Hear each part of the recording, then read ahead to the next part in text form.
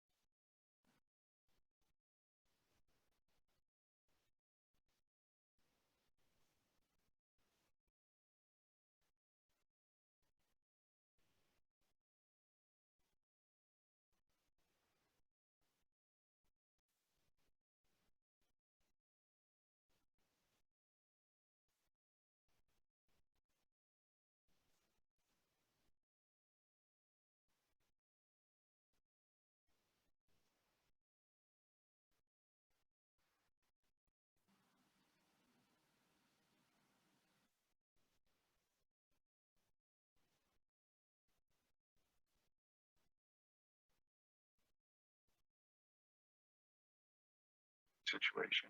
We wanted to person situation. Number 70, volunteer.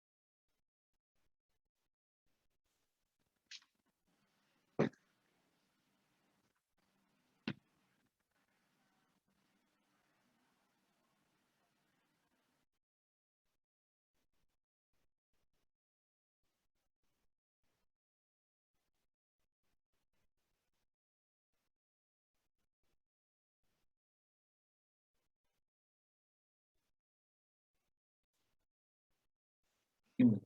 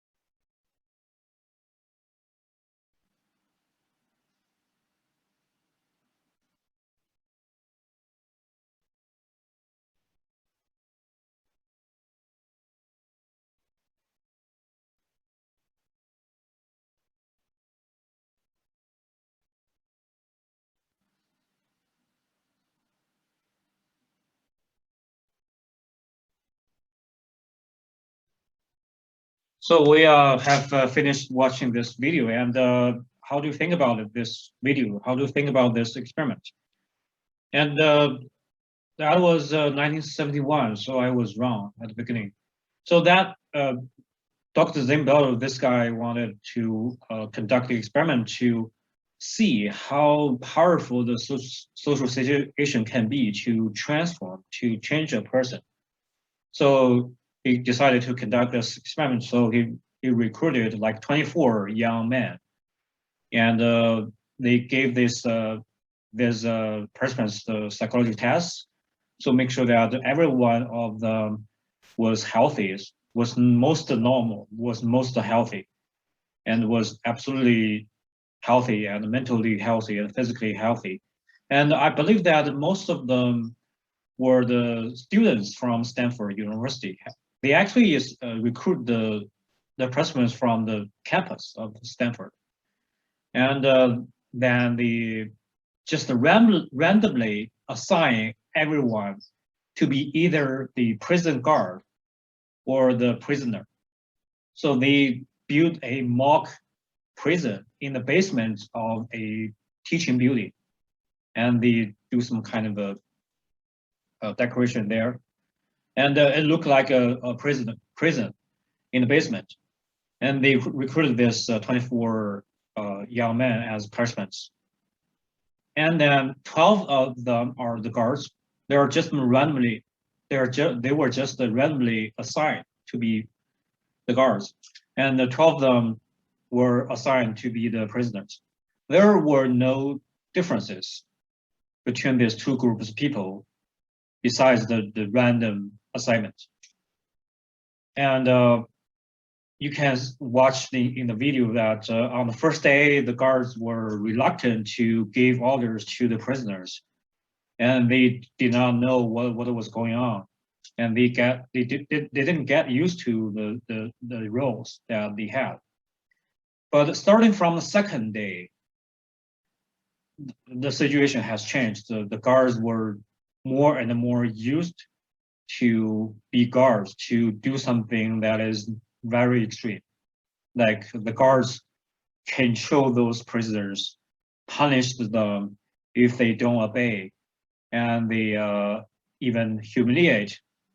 They later humiliated the prisoners in some kind of a sexual ways. And there's a lot of physical punishments. There is a lot of dehumanization. So the prisoners only got the numbers. They don't have names. They were not allowed to dress other kind of clothes. There's only the dress that they put on. They didn't even have the underpants. So that is very dehumanizing, very humiliating, I think. If I'm treated in that way, I will be really sad. And as Dr. Zimbardo said, starting from the third day of the experiment, one prisoner had the mental breakdown. That person couldn't just bear with it. He couldn't really have a normal life. He just have a mental breakdown. Starting from the third day,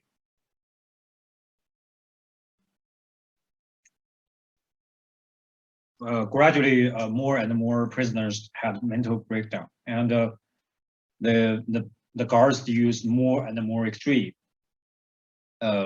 ways to control the prisoners, to punish the prisoners, to torture the prisoners, and the situations got more and more extreme. And interestingly, Dr. Zimbardo didn't stop the experiment. He got used to it. Also, he got used to it. He was not the prisoner. He was not the guard, but he didn't stop the experiment. He saw all those kinds of extreme situations, all this kind of horrible behaviors by the guards, but he didn't stop the experiment. He got used to the situations. He got used to those behaviors. And those behaviors are not that extreme at the beginning, but got more and more extreme. There's a little bit increment every day.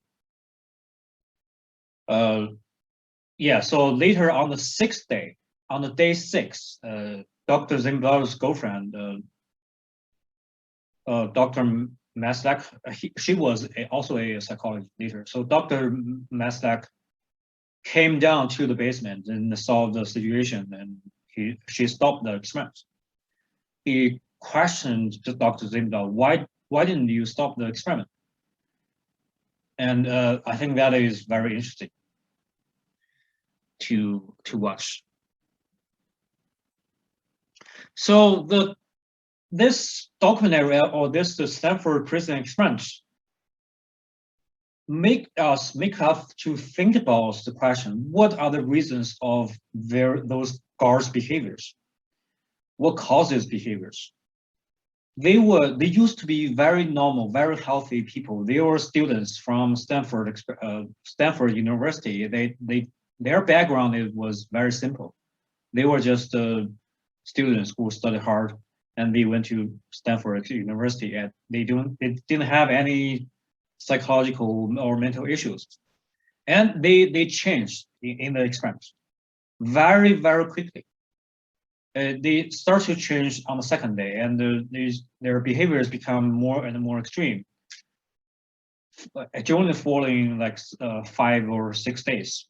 So this experiment only lasted for 6 days, and it become like that, become out of control, I think. So this experiment make us to think, what are the reasons of behaviors? Why they behave that way? So what can influence how we behave? What can influence what we do to others or to whatever, to the world? So how to explain their behaviors? So those are the questions that we should think of after watching this documentary, after knowing about this experiment. So there are 2 branches of opinions about why people behave in certain ways. So first branch of belief is about that people behave in certain ways because they are like that. They are that kind of people. If people do bad things because people are bad people. If people do good things because people themselves are good people. So this is one branch of opinion of why people behave in certain ways. And another branch of opinion about why people behave that way is about the situations. People behave in certain ways because they behave in certain situations. The situations influence them to behave in those ways. So that is another kind of explanation for why people behave in certain ways. In other words, people behave differently in different situations. They try to find the proper ways to behave in a given situation. So the branch of the opinion about the personality or dispositions that can influence people how to behave, that kind of a branch of opinion or thoughts, that branch of thoughts is called dispositionism. It's here. This kind of a philosophy is called dispositionism. It's a philosophy that, because of the personality, because of the traits of that person, they behave that way. But another branch of thoughts about why people behave in certain ways is called the situationism. It's word here, it's situationism. And it means that that is the belief that the situations people are in influence how people behave. People behave in certain ways in that kind of situation. That is because of that situation. The power of situation make them behave like that. So this is the thoughts from the situationism. So basically, social psychology holds the belief of situationism. They believe the social psychology, this kind of branch of psychology believes that situations really influence, really shape how people behave. So social psychology generally holds the belief of situationism. It's a different branch from personality psychology. So let's continue our lecture.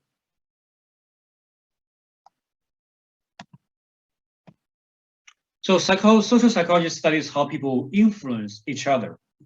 Namely, they study the power of situations. They study how people behave, think, feel, and have all kinds of psychological activities and have those behaviors in social situations. How social situations can influence people's behavior, minds, emotions, and feelings, and thoughts, and cognitions, and so forth. That is social psychology. So let's know about it. There are a lot of topics that are covered under social psychology. That is very interesting. So first topic that we will cover in social psychology is the attribution of behaviors and the mistakes that people make in the process of attributing people's behaviors.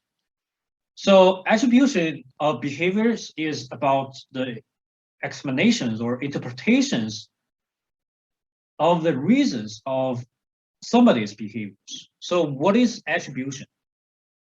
So attribution is a process of giving a interpretation or explanation of what reasons can cause somebody's behavior. So somebody has done something. What is the reason? People have an interpretation of that. So for example, David, does something, did good in the exam. So what is your explanation of my behavior?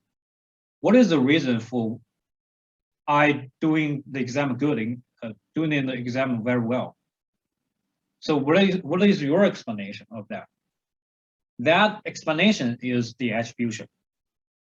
So attribution is the interpretation or explanation of what factors cause somebody's behaviors. Because people try to explain other people's behaviors, why they have done that, why they are doing that. So people have all kinds of explanations for other people's behaviors.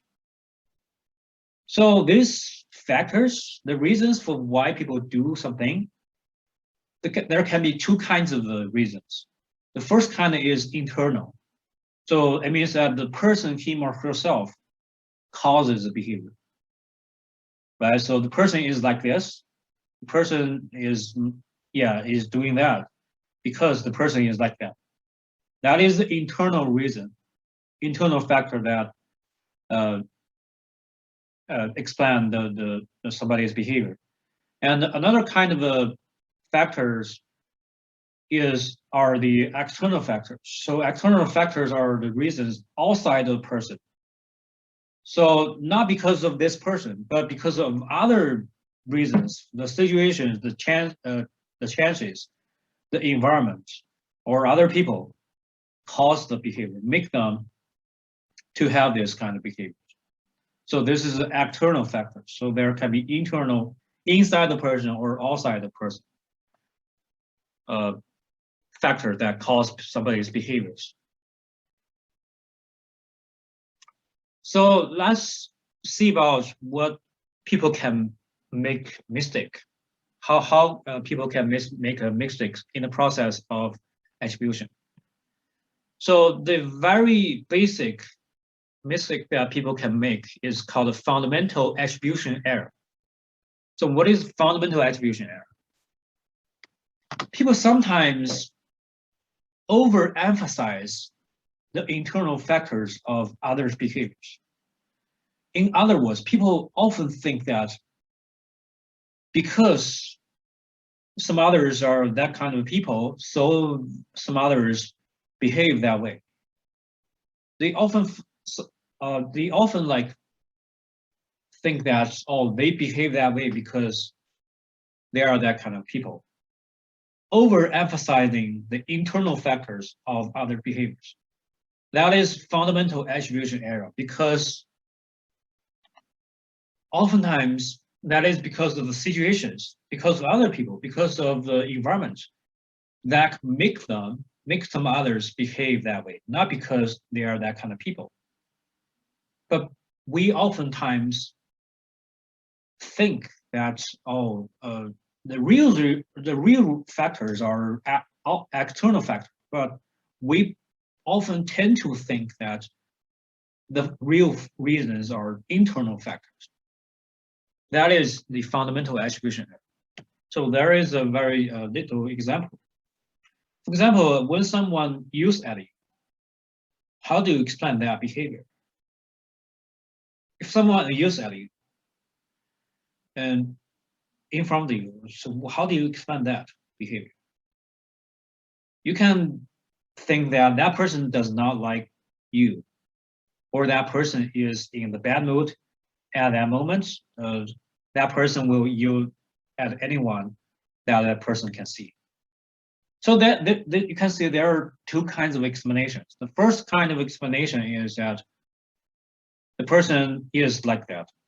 The person is the person who does not like you, so that that person yells at you. That's one kind of explanation. That is the attribution of internal factors. Another kind of explanation is that that person is in a bad mood. He or she is not always in a bad mood. That person is just in a bad mood at that moment, just like for a few minutes.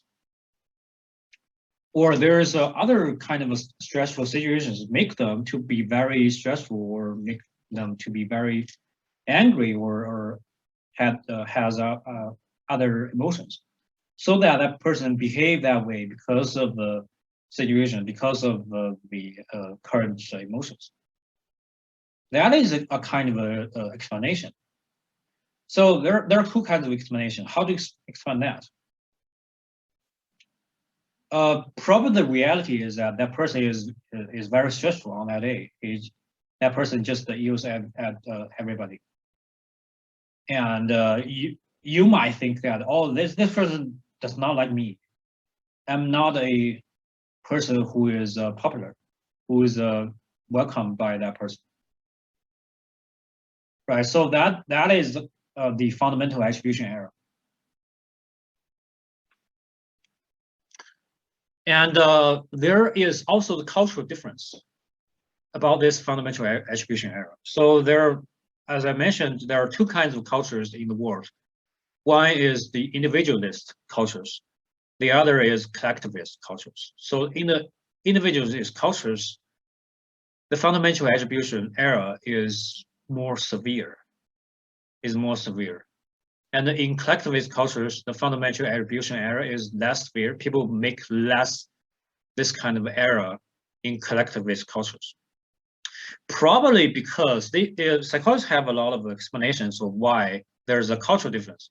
Probably because in collectivist cultures, people oftentimes see the power of other people because they focus on the value of groups.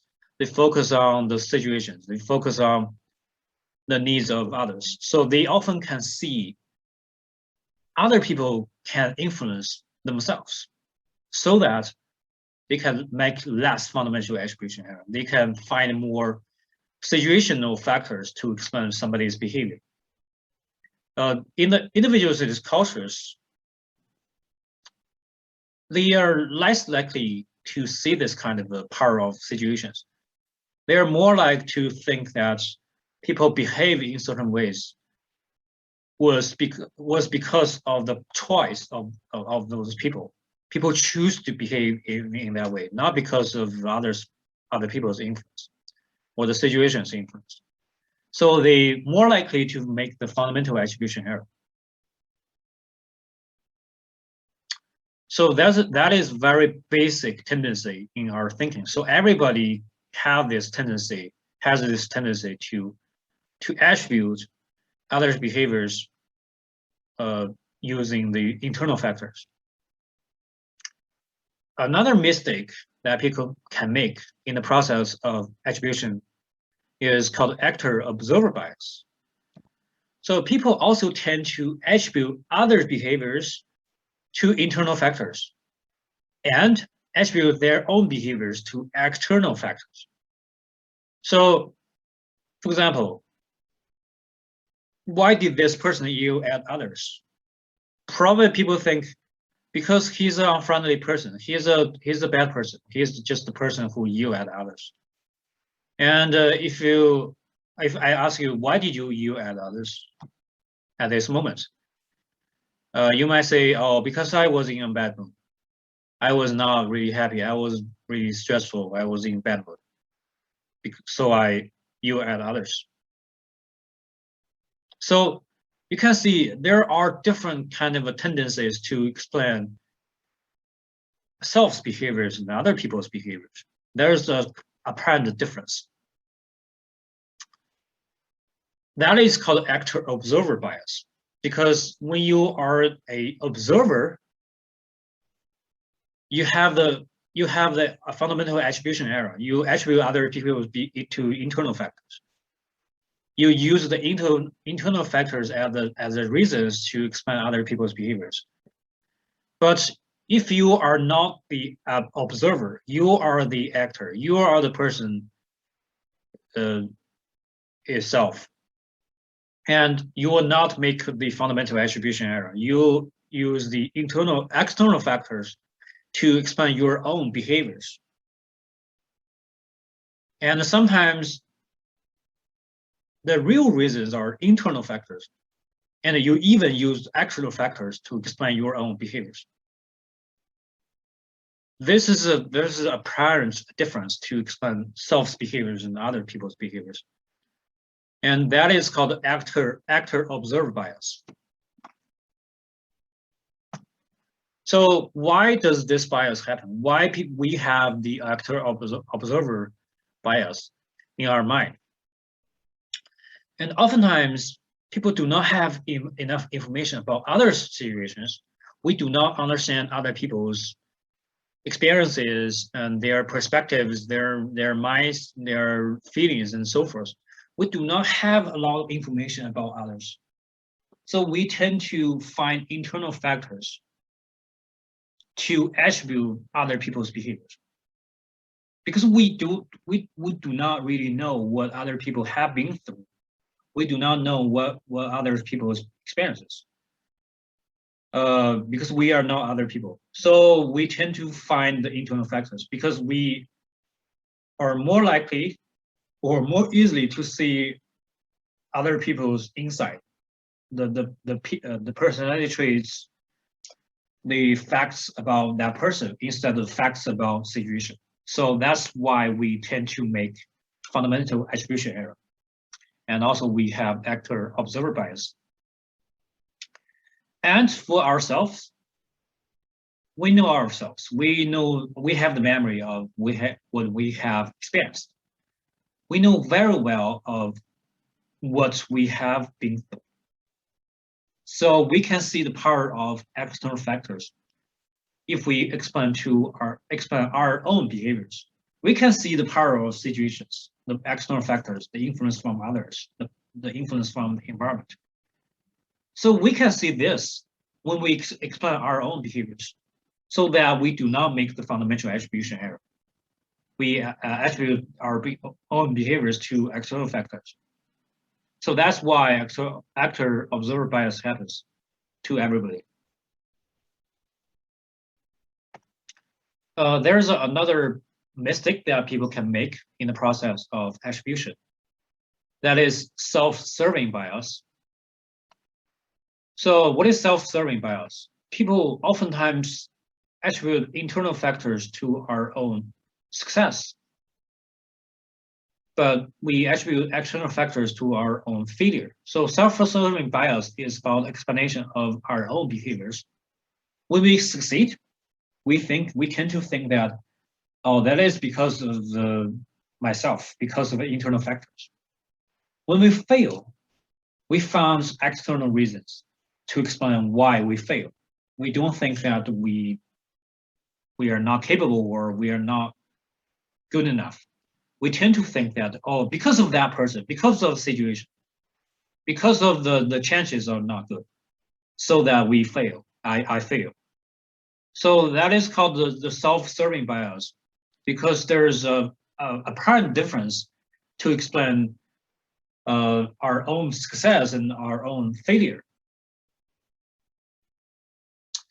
There is a little example. I did well exam, for what? Because I'm a smart person. That is the attribution of internal factors, right? So when I succeed, I think that because of the internal factors, I succeed. I did not do well in the exam because what? The test was so difficult, was too difficult. So when I fail, I think I fail, I use external reasons to explain my own behavior. So you can see the apparent difference between explaining the successful behaviors and the failure behaviors.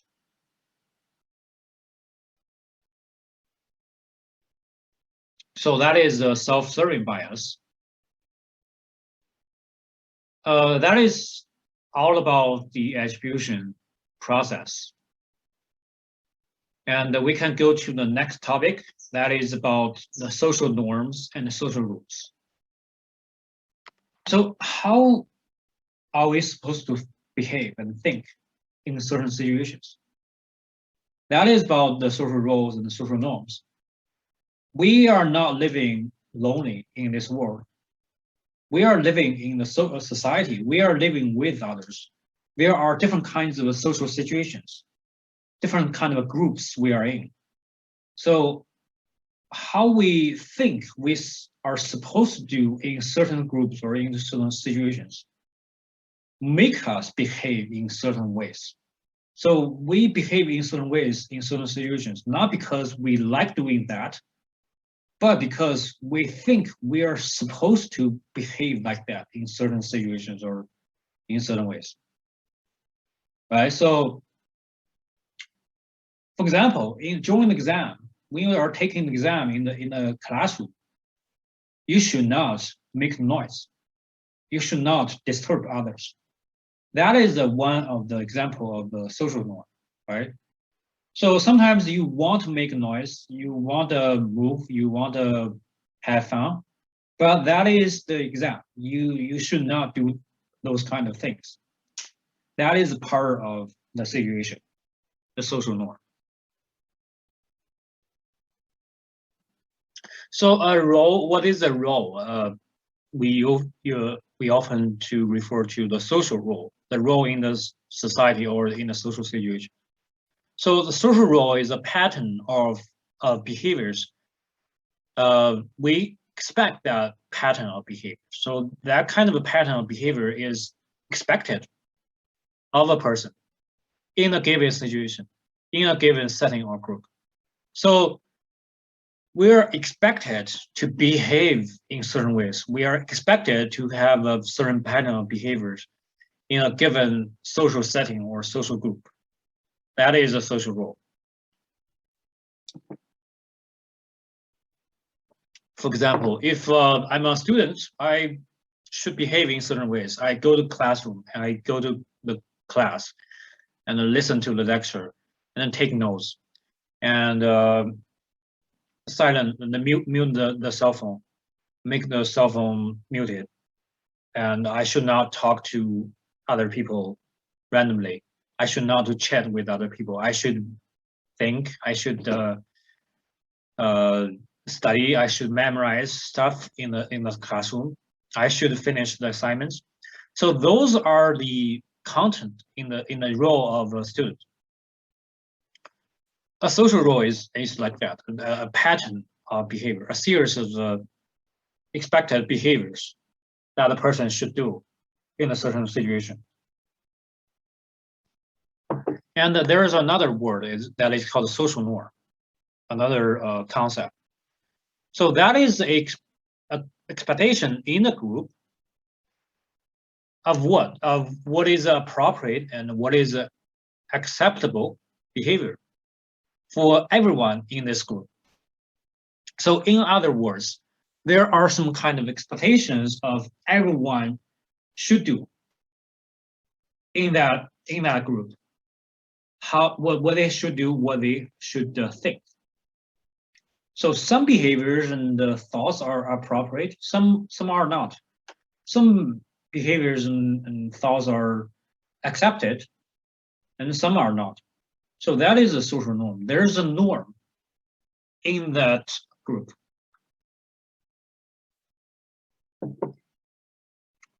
For example, the most easy, most simple example is that we should dress on clothes in front of other people, right? So we should put on at least the pants and the shirts in front of other people.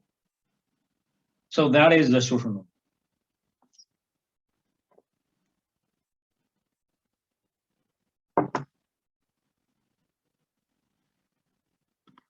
So this kind of concept can kind of explain why the guards in the Stanford prison experiment behave that way, behave more and more extreme.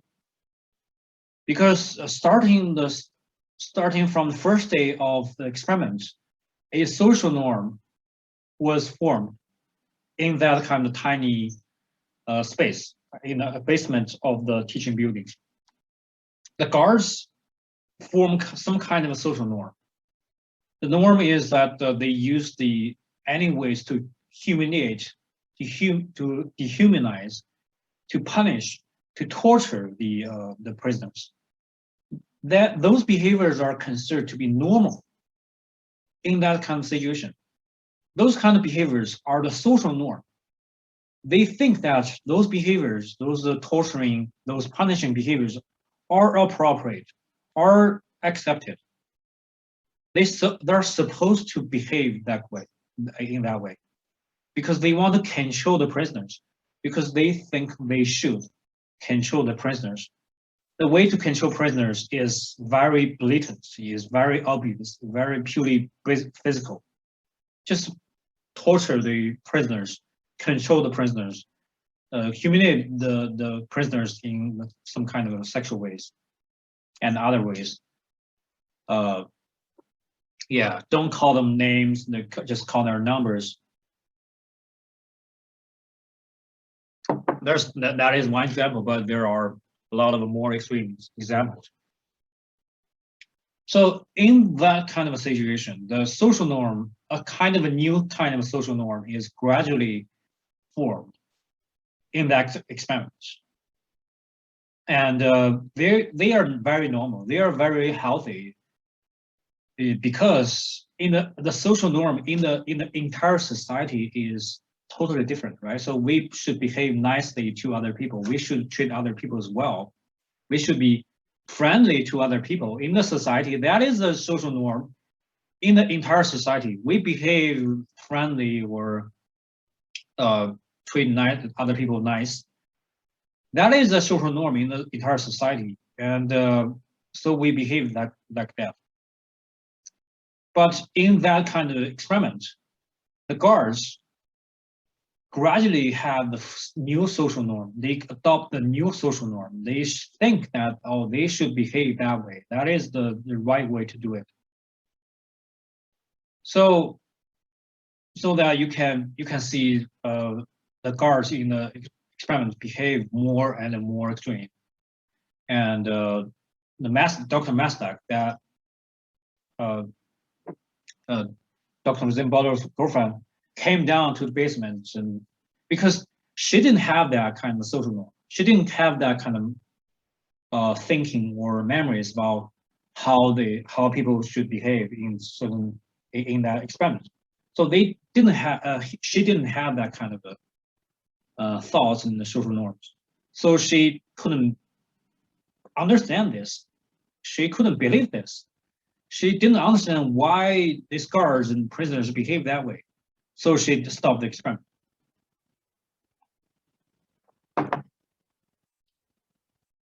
So you can see the power of social rules and social norms. So sometimes we behave in certain ways in the group or in the social situation, not because we like doing that or we are that kind of people, but because we think we should behave that way. That is appropriate. That is expected. That is considered to be normal in that kind of a setting or situation. So sometimes we can see a lot of strange behaviors by some group of people that we do not know of, we do not get familiar of, because they have their own social norms and they have their social roles.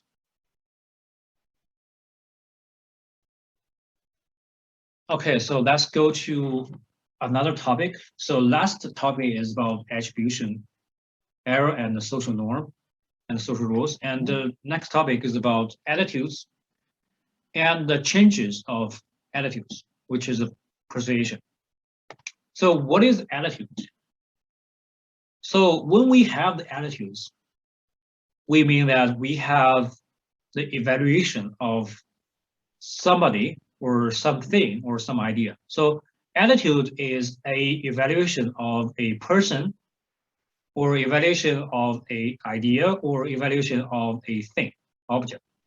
So we can have attitude toward a person, toward a idea, toward a thing. Sometimes we do not like that person. Sometimes we like that person. We have a attitude toward that person. Sometimes we do not like some kind of idea. We do not like that idea. That is attitude toward the idea. So what is inside a attitude? So when we have a attitude towards something or some person, what we have. So attitudes includes three components, might include three components. First component is a feeling, a affective component toward that target, a feeling toward that target. The feeling can be negative or positive. For example, I like that person. The feeling is positive, it's good. Or for example, I do not like that person, I hate that person. That is also an attitude. That is a negative feeling toward that person. And the second element is a belief or knowledge about that target. So sometimes people have a certain belief about some people or some thing or some idea. And the third component is resulting behavior toward that target. So we have feeling, we have thoughts, then we have behaviors. We do something to that target. So attitude also includes some kind of behaviors. So this is the attitudes. Sometimes our attitudes can be changed for many reasons. So our attitudes can be changed for many reasons because we can change the feeling or we can change the thinking, thoughts. We can change the behaviors towards certain target. So one reason for why our attitudes can be changed is because the attitudes or beliefs that we hold conflict each other. We do not only have one attitude. We have multiple attitudes or beliefs. Sometimes the attitudes that we currently have, they don't make sense with each other. They cannot exist at the same time. They conflict each other. It means that if one attitude is right, the other must be wrong. The other attitude is right, that attitude must be wrong. So only one attitude or only a few attitudes can be right. And at this moment, sometimes we change some of the attitudes because they do not make sense to each other. They cannot exist at the same time. They conflict each other. We either change this attitude or change that attitude. There is a very interesting experiment that was done in the 1950s, in the 20th century, about how people's attitudes can be changed because they hold the conflicting attitudes at the same time. Let's watch this video.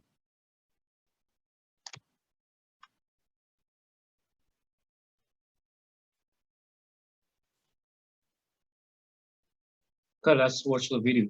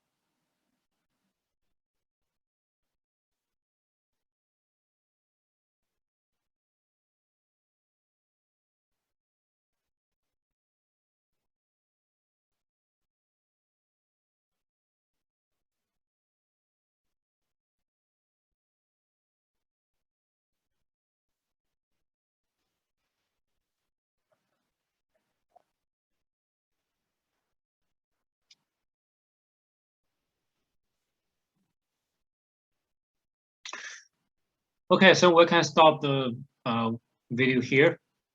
And by the way, this person who talks here is Dr. Zimbalo. So he actually made a lot of instruction videos about psychology. So let's continue our lecture. So in this experiment, this is a very interesting experiment. So the first step is to recruit participants to finish a very boring task. So you can see the task in the video.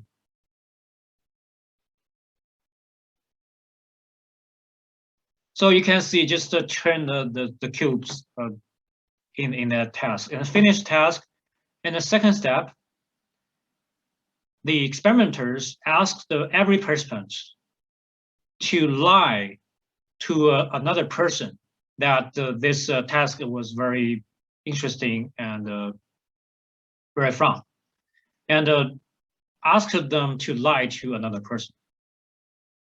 And that person was not a real person. That person it was just an actor. So the real person was the person who did the boring task and asked to lie to another person.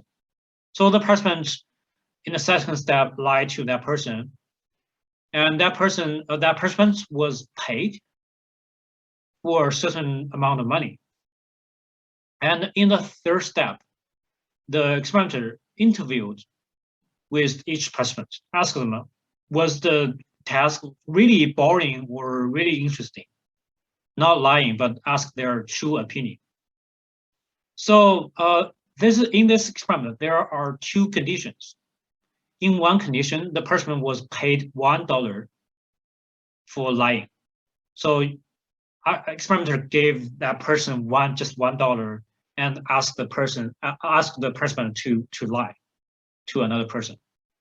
And in second condition, the participant was paid for $20 to lie to another person.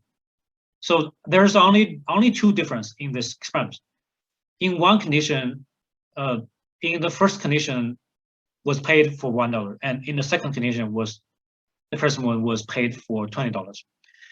And the result, the difference comes out in the third step. In the third step, the experiment interview with each of the participants, ask their true opinion about this task.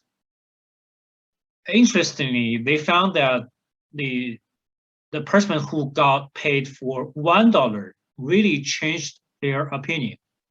They really think that this boring task was very interesting and fun.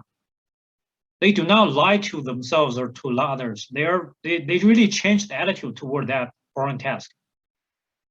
And the person who got paid for $20, they don't change the attitude.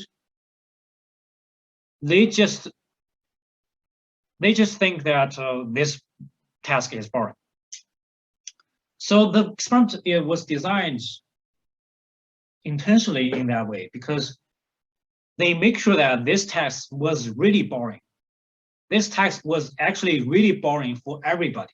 Nobody would think that this task was interesting and a very boring task. But why the people who got paid for $1, they really changed their attitudes? For what? Why is that? Because they only got paid for $1 for lying. They couldn't believe this. They couldn't believe that they only got $1 for doing something that is not good. So everybody knows that lying is not good. Lying is conflicting with their own moral standards. And they got paid only for $1. That is not enough compensation or reward for breaking down their own moral standards, right? So if I get paid a lot for doing something I don't like doing or for doing something that is bad, I get enough justification for my bad behavior because I get a lot of reward. So getting a lot of reward and doing bad things, these two attitudes are not conflicting, they're consistent. I get a lot, and then I do bad things for getting those money. However, if I do bad things, but I get little, I cannot make, I cannot justify this. I cannot, it's not worth it, you know. It's not worth it. I do bad things, but I get so little. I get only $1. So getting $1 and doing bad thing, these two attitudes, their two kind of beliefs are conflicting each other. Therefore, the way to resolve this conflict is, if not, I'm not doing the bad thing. I'm not lying. If not, I'm not lying. There's no conflict, right? So I'm not doing the bad thing. I really believe that this task is really fun. If I really believe that this task is really fun and interesting, the behavior is not lying. The things that I said to that person, the words was not lies. I'm not lying to that person. So I'm not doing the bad thing. So if I'm not doing the bad thing, no matter what, how much I get, it's okay.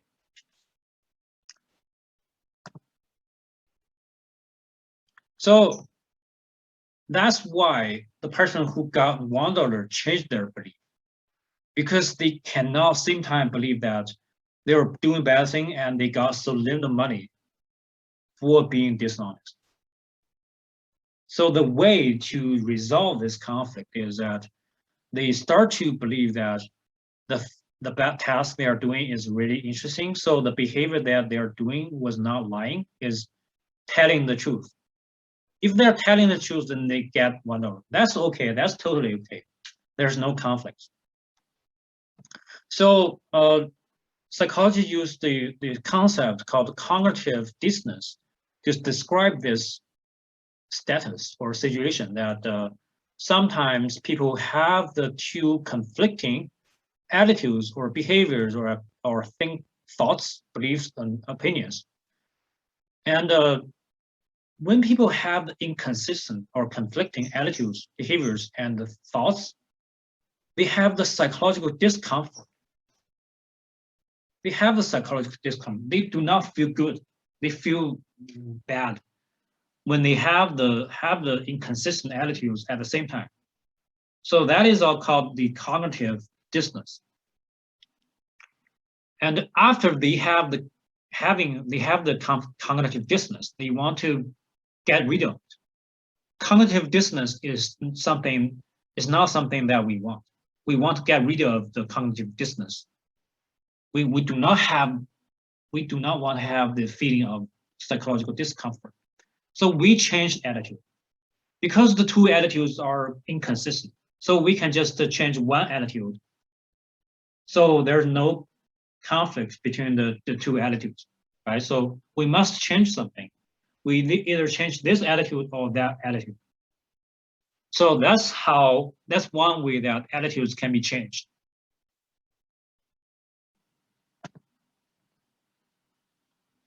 And we can use this principle or phenomenon to guide the smokers to quit smoking. That is very interesting practice. So in one way of the helping program for smokers to quit smoking is that they ask smokers to be the person who to join a program. In that program, the smokers need to go to somebody's doors, go to somebody's homes, and then knock the door and tell the people the negative consequences of smoking. So they need to go to the streets and go to the other people's homes and tell other people that smoking is bad. There are a lot of negative consequences of smoking. So in this kind of a helping program, they don't ask smokers to quit smoking directly, but they ask smokers to talk about the negative consequences of smoking to other people. And gradually, those smokers quit smoking. For what? And you might think, oh, this is interesting. But why this happened? Why smokers quit smoking after doing that? Because they have the cognitive dissonance. They talk to other people. Smoking is bad. There are a lot of negative consequences of smoking. They tell others not smoking, but they themselves smoke. So there is a cognitive dissonance between the behavior of smoking and their behavior of telling others not smoking. So you can think that they themselves every day tell others, oh, you cannot smoke. There are a lot of negative consequences of smoking, but they themselves smoke. So they cannot hold these two beliefs. They cannot hold these two behaviors at the same time. There is a very big cognitive dissonance. But how to resolve that distance? Either not going to the program anymore. The second way is to quit smoking. So the program keep asking them to join the program, to tell others not smoking. So they cannot change this part. As a result, they change another part, the other part, that is smoking. So they quit smoking. So after this quit smoking, there's no distance. It's consistent, right? Tell others, oh, not smoking, and they themselves do not smoke. So these two behaviors are consistent. That is a cognitive dissonance. The actual practical application of cognitive dissonance. Actually, there is another kind of application of cognitive dissonance, is that if you want to change somebody's attitude toward you yourself, how do you change that attitude? So you might think one way to change another person's attitude is to help that person. So if you help that person thinks, oh, you are a good guy. There is a smarter way to do it. That is a way or approach found by Benjamin Franklin. So Benjamin Franklin was one of the founders of the United States, right? So that's Benjamin Franklin. So he was very smart. He asked others to help himself, and it turned out that other people thought he was a good guy. So not helping others, but ask others to help yourself, and others will change attitude toward yourself, toward you. For what? So other people help you. That is a fact. After that person helps you, that is a fact, right? So that person knows that. And if that person thinks you're a bad person, and that person helps you, these two beliefs are not consistent.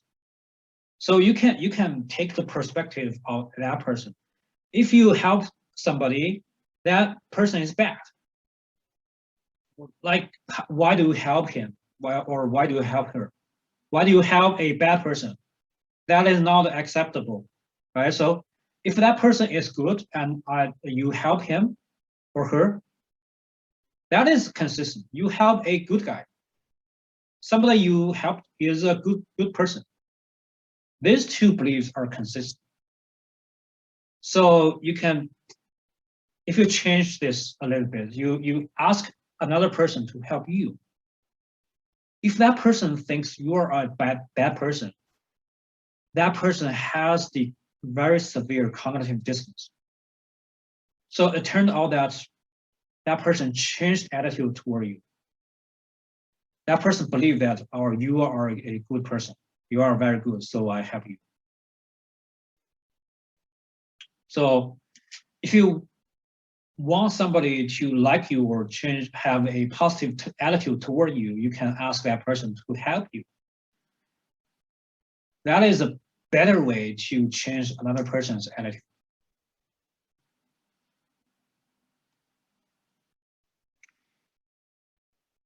Okay, so let's go to another topic about attitude.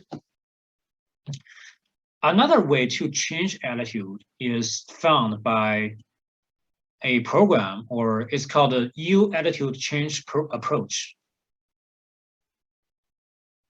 So during the Second World War, it's in the 1940s, a group of research at Yale University tried to figure out in what ways people can be persuaded successfully. So persuasion means that the change of attitude. So you do something to that person so that person's attitudes change. So this process is called persuasion. If we say somebody is persuaded, it means that that person's attitudes has been changed by other people. So persuasion, the purpose of persuasion is to change somebody's attitude. So these researchers at Yale wanted to figure out how people can be persuaded successfully, how people can change the attitudes. So there is a little background under this, behind this study. So why did this happen? Because during Second World War, the researchers in the United States found that the people in Germany served for Nazis to invade other countries, right? So they invaded other countries. They did a lot of horrible things to people in other countries. They did a lot of horrible things to the Jewish people. They had the Holocaust. They had they killed a lot of the people, a lot of Jewish people, a lot of the people in other countries. So they treated very cruelly to people in other countries. But they used to be normal people. They used to be the citizens of Germany. So what happened to them? Why they would like to obey to Nazi? Why they would like to listen to Nazi and did these horrible things? So this group of researchers wanted to know why people can change their attitudes, how they can be persuaded. So they try to persuade these German people to go back to their normal life. So they kind of did that kind of research to figure out how people can be persuaded. So they found there that there are two ways to change people's attitudes: through talking, through delivering the persuasive messages. So through talking, the audience can change their attitudes through two ways.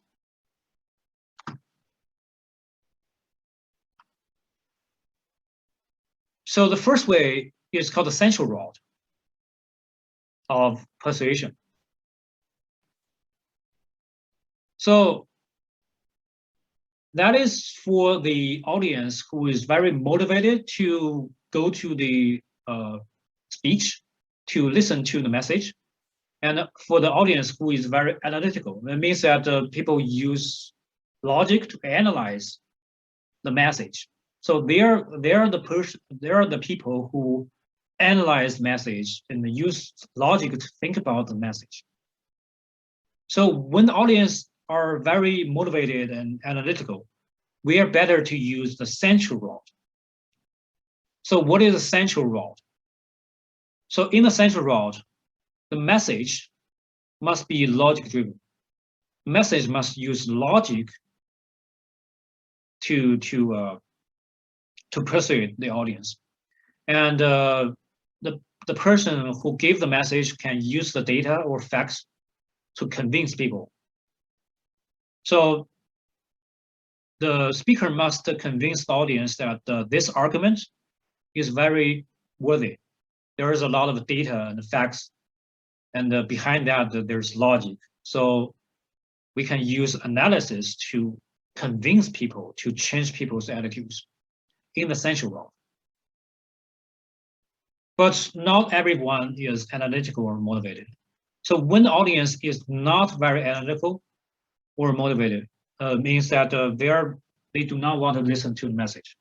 They are not motivated to listen to the message. Or this kind of people cannot use logic. They're not likely to use logic to think about the message. They do not want to listen to the message, or they cannot use the logic to think about the message. In this situation, it's better to use the peripheral route to persuade this kind of audience. So in the peripheral route,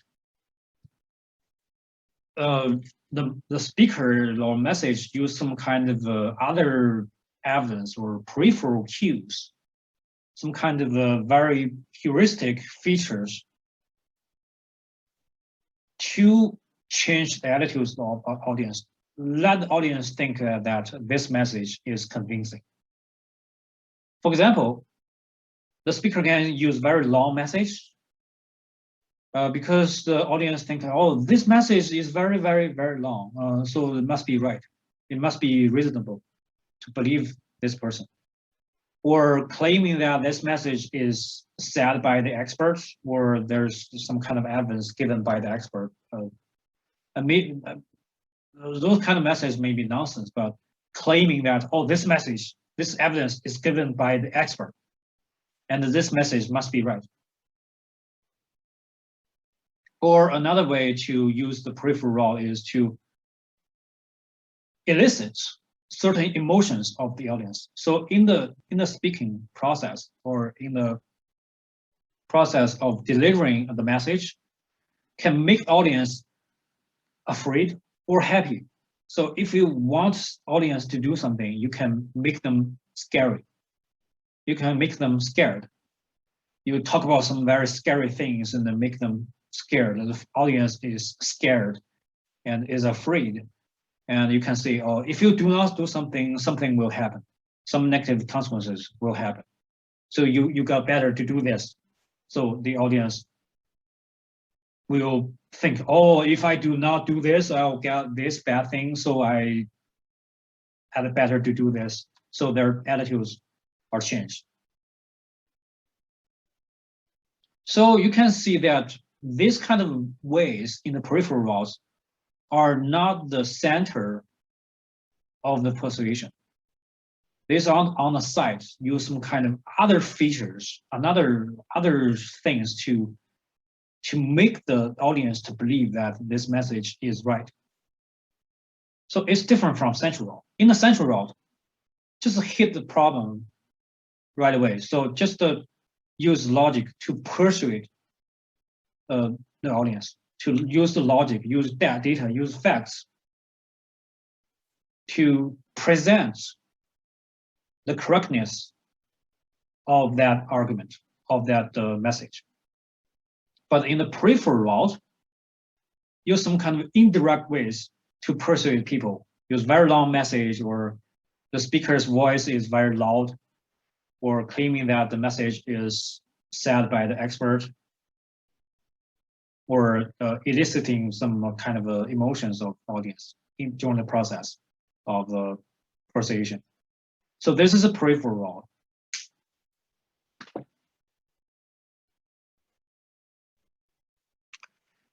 So far we have talked about two ways to change the attitude.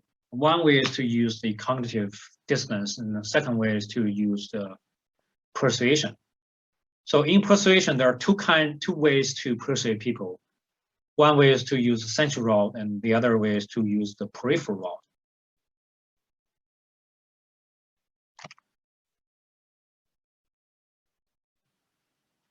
And next, we can talk about another topic in social psychology, that is social influence. So how people are influenced by other people, or how people influence others.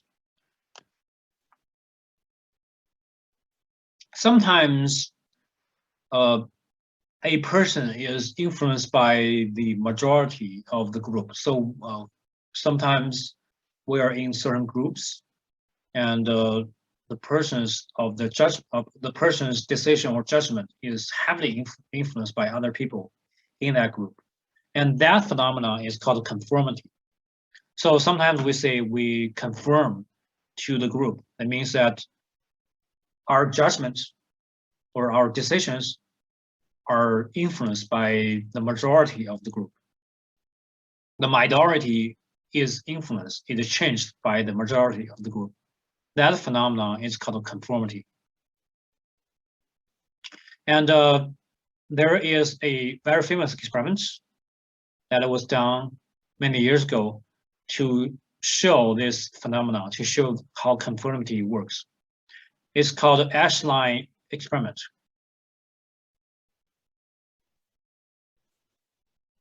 Ash line experiment. So let's watch this video. An experiment is not a public opinion poll. It examines behavior under the pressure of social forces as the experiment itself reveals. The experiment is taking part in today involves seven lengths of lines. See here how a number of times on each side of the line. Across the person,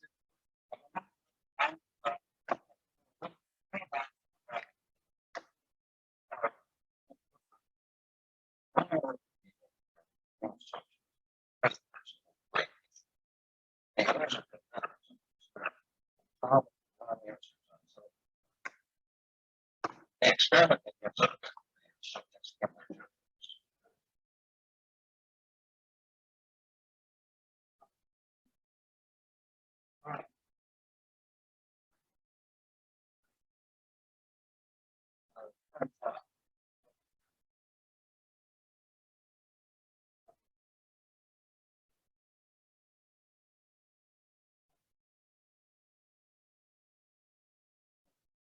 Subject can arise in all eyes wants to come in.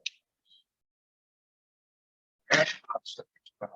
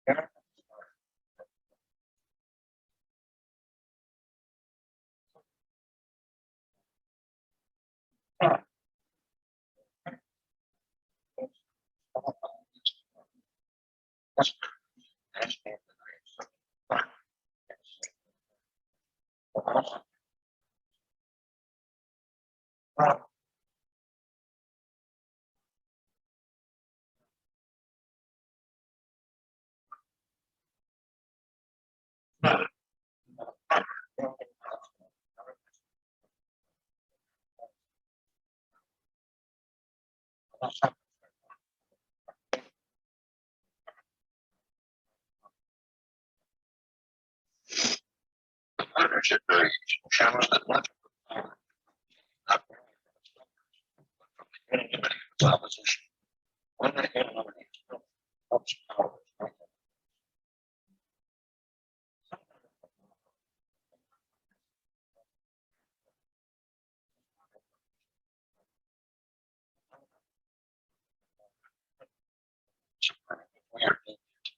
This is called dominant. The strength of the dominant factor is shown on the other. In this period,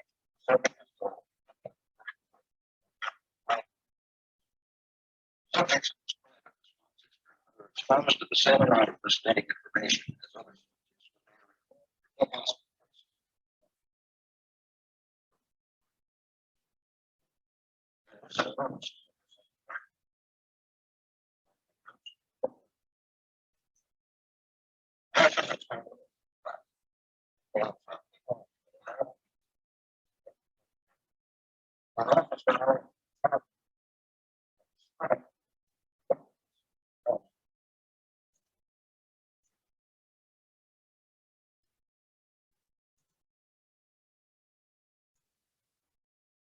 Okay, so we finished watching this video, and in this video, it shows the experiment.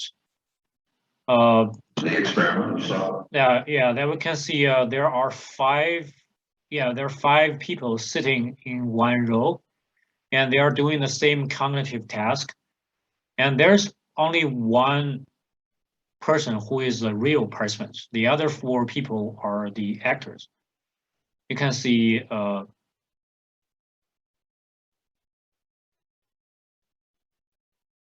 you can see this guy is the real person. He knows nothing, and the other four people are the actors. And what they are doing is a actually very easy task.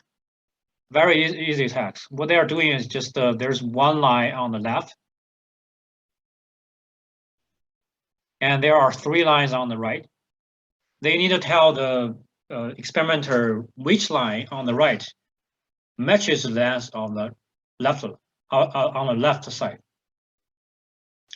So apparently for this one, number one is the right line. Number one has the same length with the line on the left.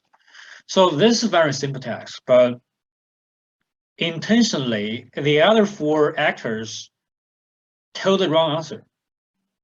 And what they want to see is the reaction of the real participant. And oftentimes the participants tells the same answer with the other four, even though the other four people gave the wrong answer. That real participant gave the same answer with the other four. So sometimes because the real participant truly believes that his perception is wrong, even though you can see clearly the right answer, they still believe that they are wrong, and the other people, the majority of the people are right. So they gave the wrong answer. They conform to the group. And sometimes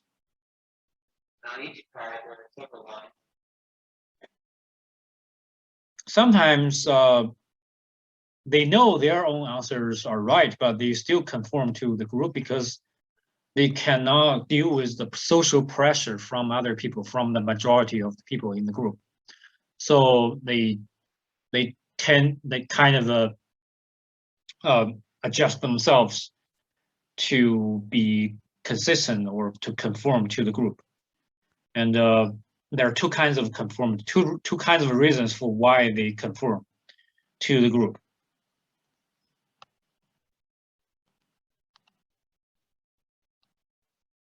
So the person chose the wrong answer because the group, all others chose that answer. So they conform to the group. So this phenomenon is called conformity. An individual's judgment or decision or behavior are heavily influenced by the majority of the group. And there's a follow-up experiment in showing in the video that they ask the participant to write down the answer instead of saying the answer aloud.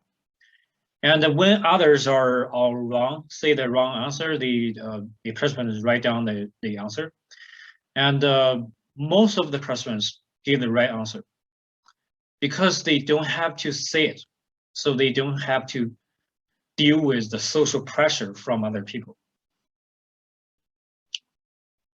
And this is one kind of a social influence. Another kind of social influence is called obedience. So sometimes an authority figure, a person who has the authority, a person that we must listen to, that person asks you to do something that you do not want to do. And as a result, sometimes people obey to that authority.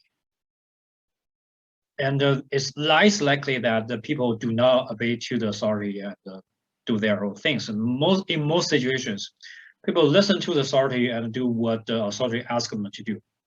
This phenomenon is called obedience. So the change of the individual's behavior to comply with a demand by a authority figure.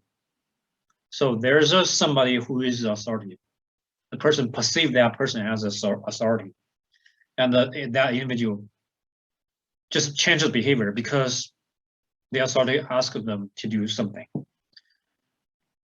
And also there is a very famous experiment that shows how obedience works and the power of obedience. And there's a video shows this experiment. It's called the Milgram's obedience experiment because the psychologist whose name is Milgram conducted this experiment. And so it's called Milgram's obedience experiment. Let's watch this video.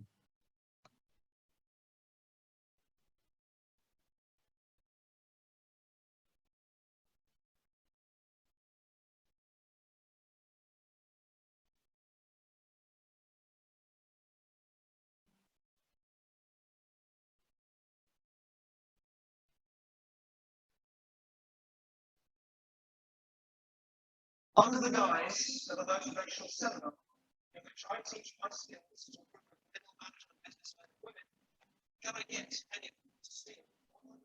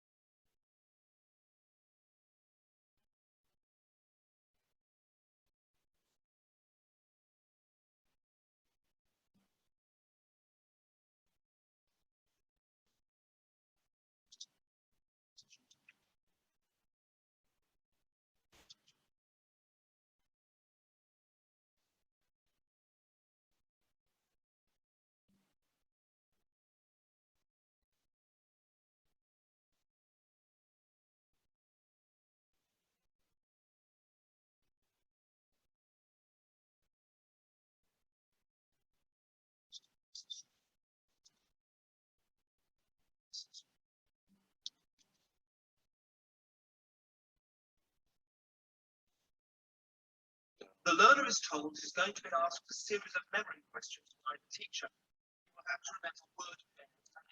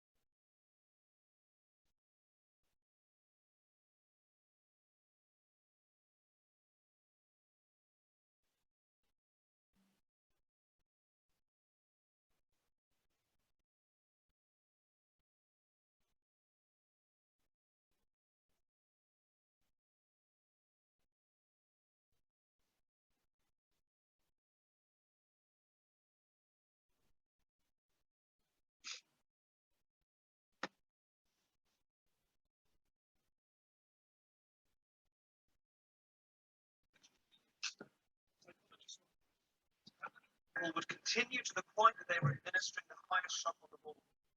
The prediction was 1/10.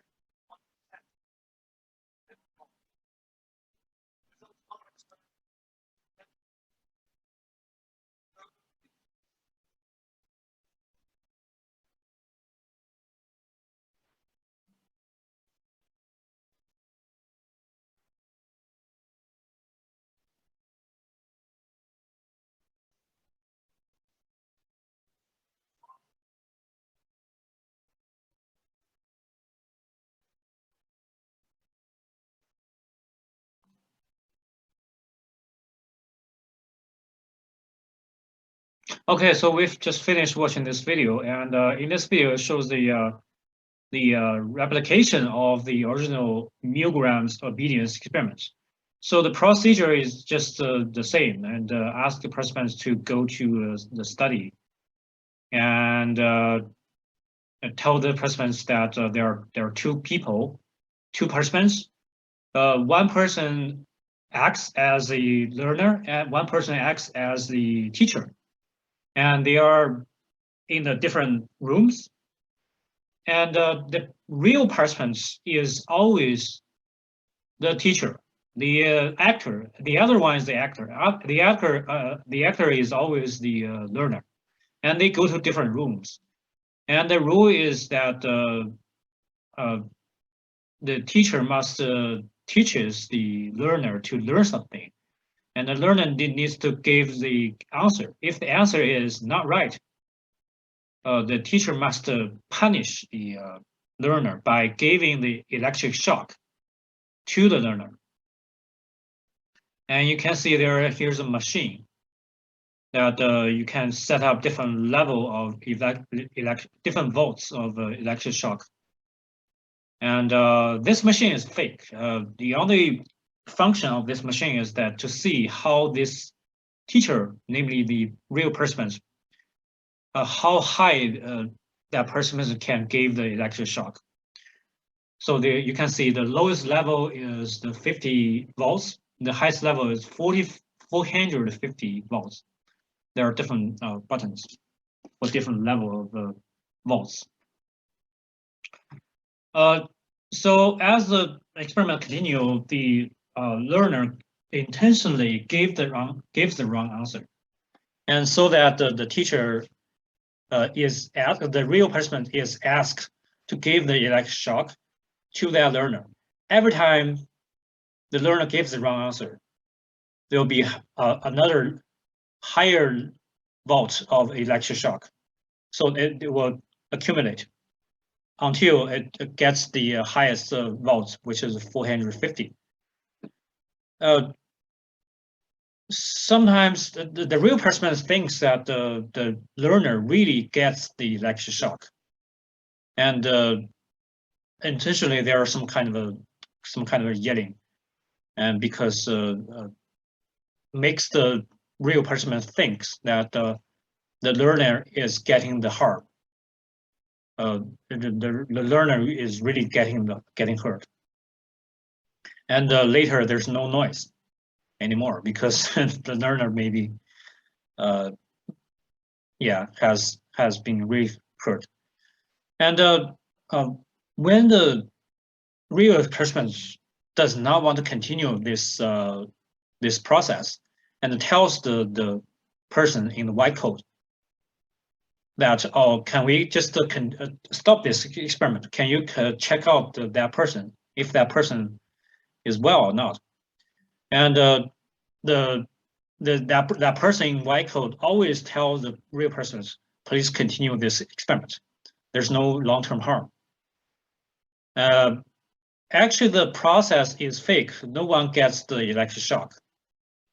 But the real participant does not know that, so that the real participant thinks that that is real.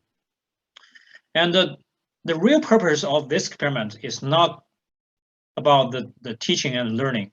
It is about the observation of to what degree the participants will obey to the authority figure. So the person in the white coat who is sitting in a corner of the room is actually a authoritative figure because he wears glasses, he is in the white coat, he's an experimenter.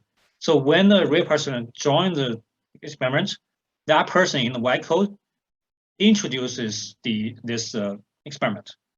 So that person in the white coat is the authoritative figure in this situation.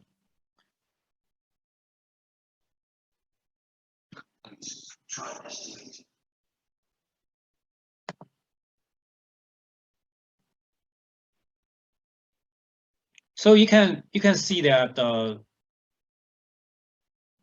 to what degree every person obeys to the authority figure. So in the video, it says that more than half of the persons went to the highest level of vaults, which is 450. So you can imagine that, like, how to what degree they listen to that authority figure. And the majority, like 90% of people, will obey to the authority figure, and more than 50% of people go to the highest level. And only 10% of people will not obey to the authority figure. That is just the experiments, and you can see how easily people obey to the authority figure in that situation. So you can see the power of authority figure. That is also one type of social influence. So the last one we talked about is conformity. Conformity means that someone obeys or conform to the group, to the majority of the group. Majority of the group does something and they do something. Obedience is about the obeying to the authority figure. Authority figure asks them to do something and they do something. And yeah, let's continue our experiment, our lecture. The next topic we are going to talk about is about prejudice and discrimination. So it is another very important topic in social psychology. So let's know about some concepts. So there are three concepts that we must know of. The first one is called prejudice. It is an attitude. So it's a negative attitude. There's no positive prejudice. There's only negative prejudice. It's a negative attitude and feeling toward a person based solely on that person's membership in a social group. So prejudice is not just a generalized kind of an attitude. It's an attitude based on someone's membership in a social group. If that person belongs to that social group, there is a negative attitude toward that person. That is the prejudice. And the prejudice is about the feeling, is about the affective part of a attitude.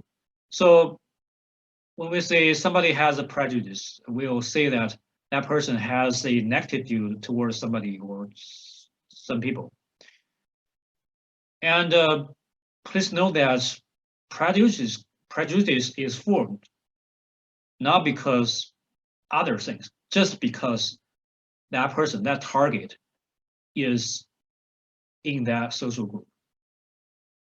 That's how prejudice comes out. And another concept is stereotype. It's a belief. It's a specific belief or assumption that about some individual, some people, based solely on these people's membership in a group. So no matter how these people are like, how these people are behaving, if they belong to a certain group, there is a stereotype about them. So that is called a stereotype. So stereotype is about belief, about thinking, about cognition. So that is a cognitive part component of a attitude.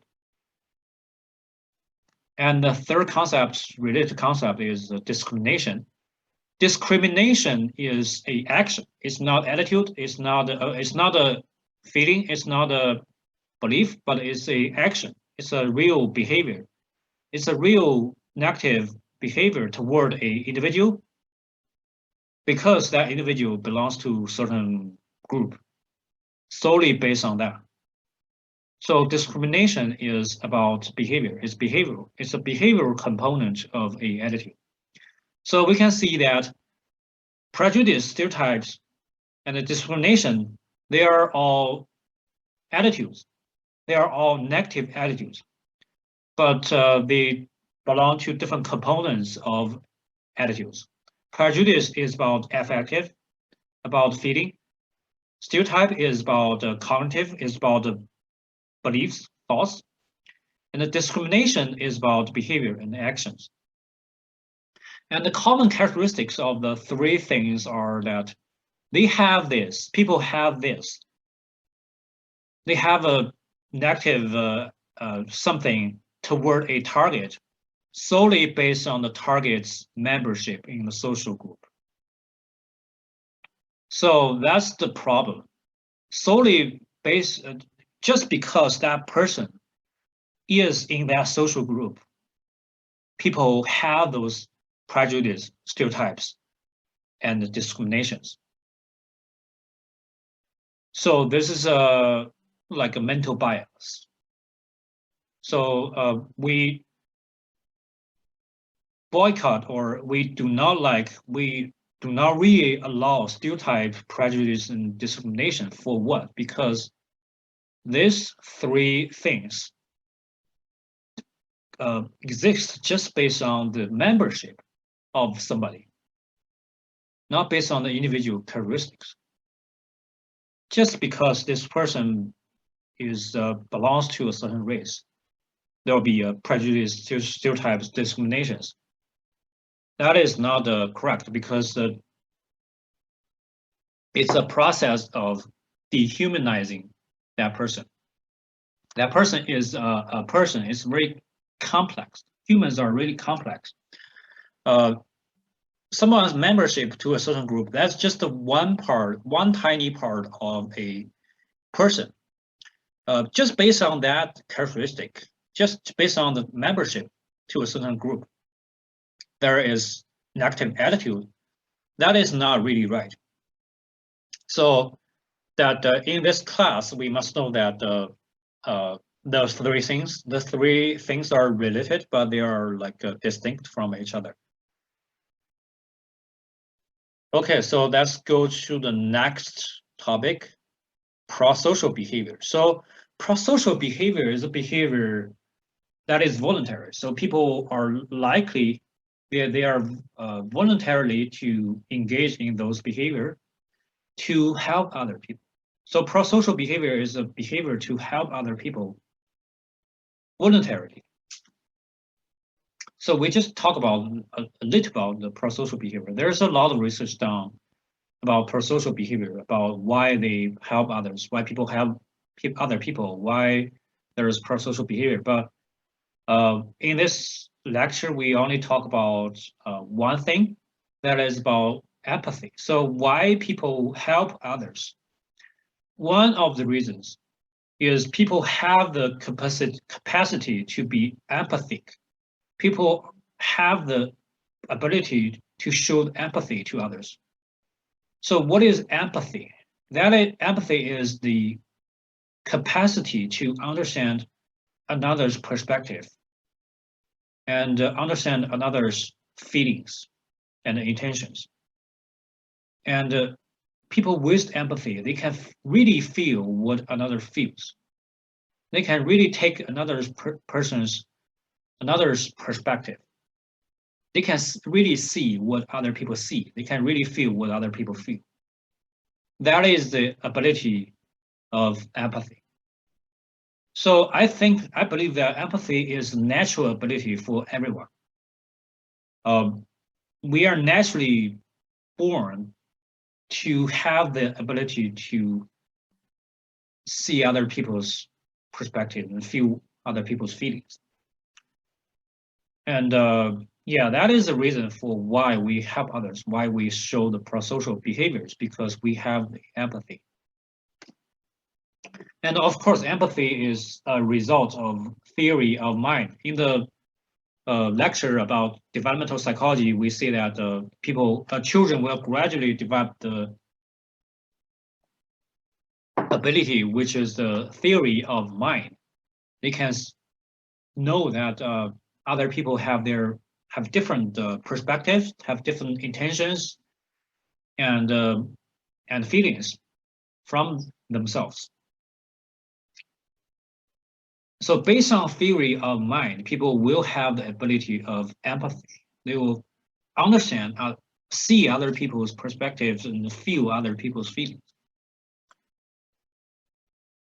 Okay, let's go to the next topic is about relationships. So we can talk about a little about why people form relationships and who will form relationships with.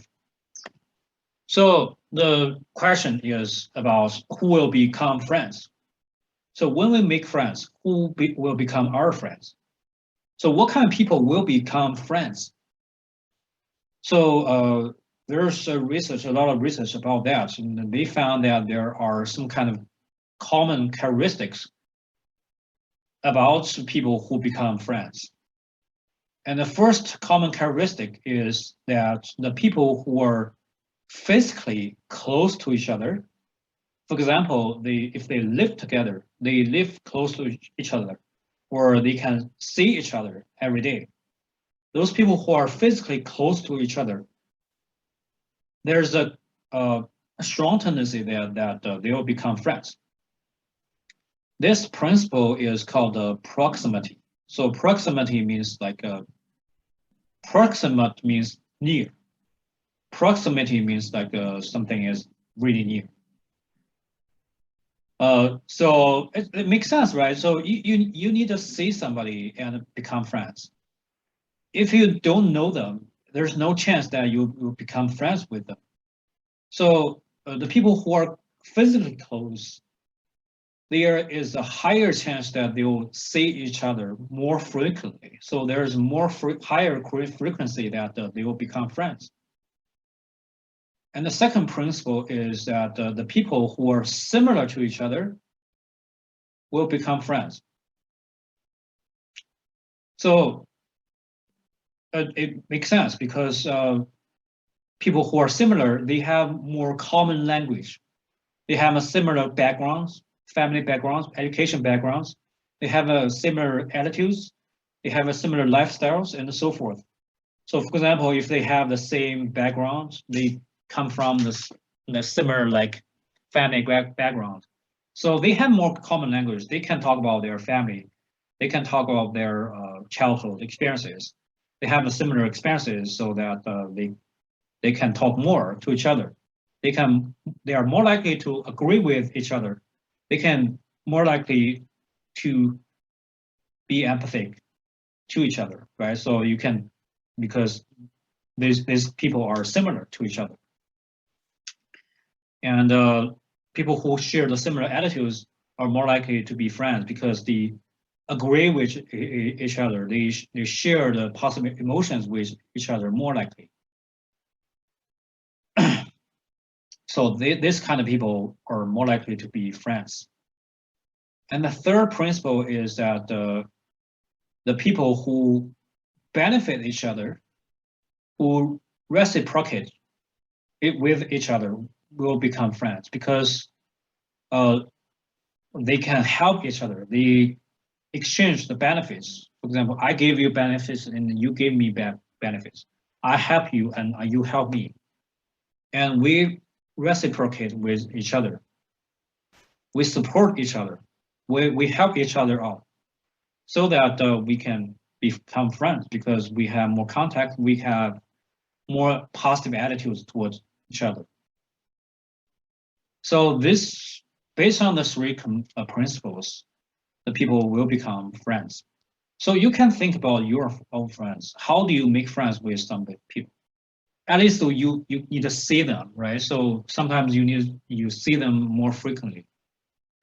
And sometimes the friends are really similar to you. They share the similar attitudes with you, share the same attitudes or beliefs or ideas with you, or they have similar kind of lifestyles. They like, for example, you and others, your friends, like playing a same video game, or like going to the amusement park, for example. So you become friends.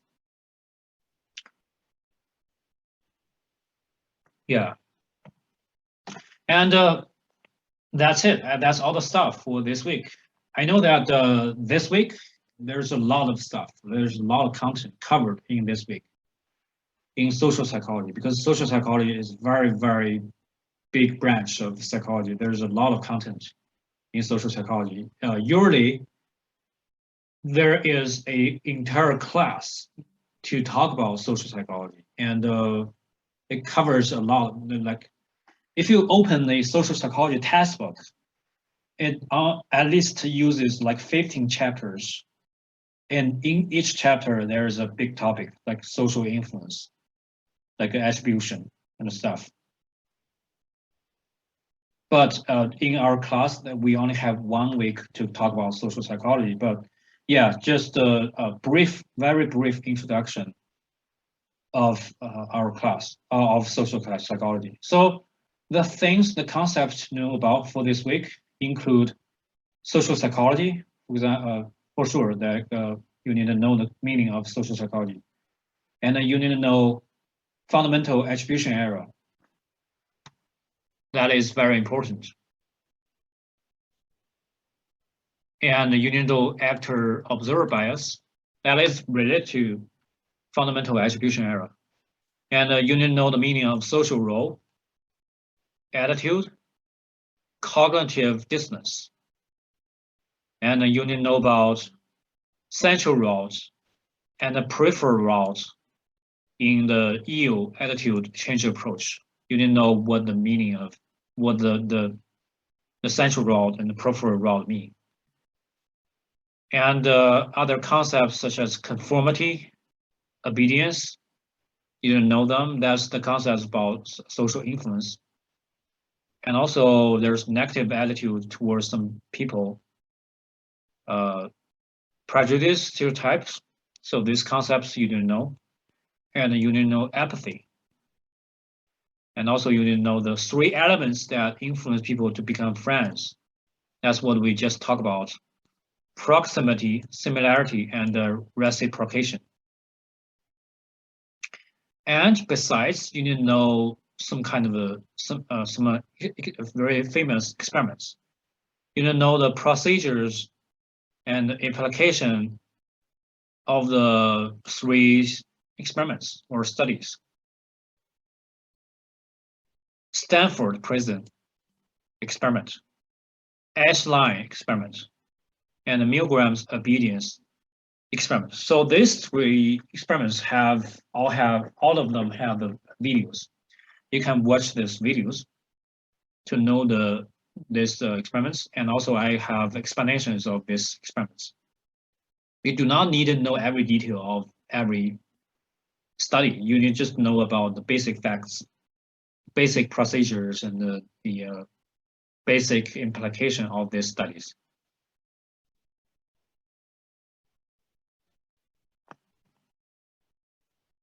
And after the class, and actually there is some other optional materials for this week. So for the EO attitude change approach, this is not covered in the lecture, but I would like to share with you. So there are some examples about using the central route to persuade people and using the peripheral route to persuade people. So the central route example comes from our class, actually. So there's a TED talk about the misinformation effect by the professor Elizabeth Loftus. So you have watched this video in the chapter about memory. You can recall the memory about that video. You can see how Dr. Loftus used all kinds of evidence and the data and shows how misinformation effect is powerful to our memory. And the example using the peripheral route is from the Taiwan's president election in 2008. So there's a video. There's a link about this. You can open this video, open this link to watch the video.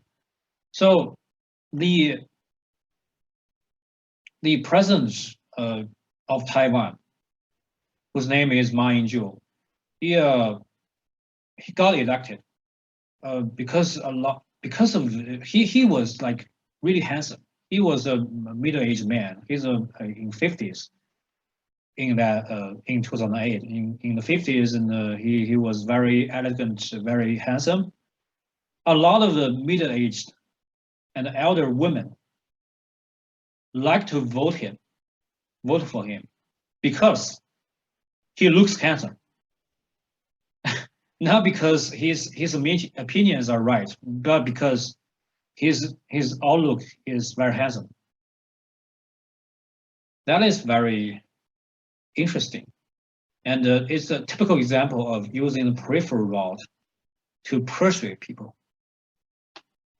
Okay, so that's this week, and next week is the week about the Thanksgiving. So we will have the Thanksgiving starting from Wednesday next week, I think. But however, we will have a lecture next week. That is because we have limited time to have all the entire course. So next week we'll still have the lecture about stress management, I think. So next week we still have stuff to learn, and see you and next week.